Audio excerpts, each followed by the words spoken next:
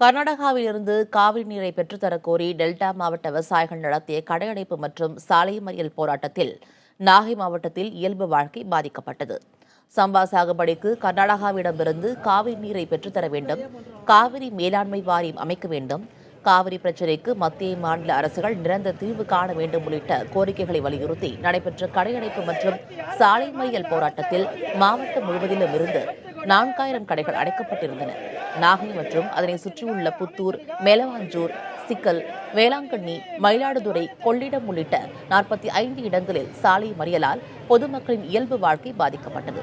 இதில் கம்யூனிஸ்ட், திமுக, விடுதலை சிறுத்தைகள் மற்றும் ஏராளமான விவசாய சங்கத்தை சேர்ந்தவர்கள் காவல்துறையினரால் கைது செய்யப்பட்டு பின்னர் விடுவிக்கப்பட்டனர்.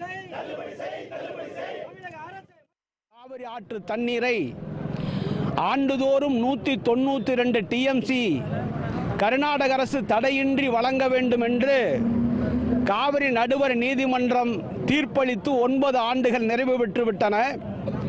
அந்த இறுதி தீர்ப்பு அரசிதழில் அச்சேற்றி 3 ஆண்டுகளுக்கு மேலாக முடிந்துவிட்டன. ஆனாலும் காவிரியில் தண்ணீர் வரவில்லை. இதனை கண்டிக்கிற முறையிலேதான் இன்றைக்கு சாலை மறியல் போராட்டம் 500க்கும் மேற்பட்ட இடங்களில் விவசாயிகள், விவசாய தொழிலாளர்கள் ஒன்றுபட்டு நடத்தி கொண்டிருக்கிறார்கள்.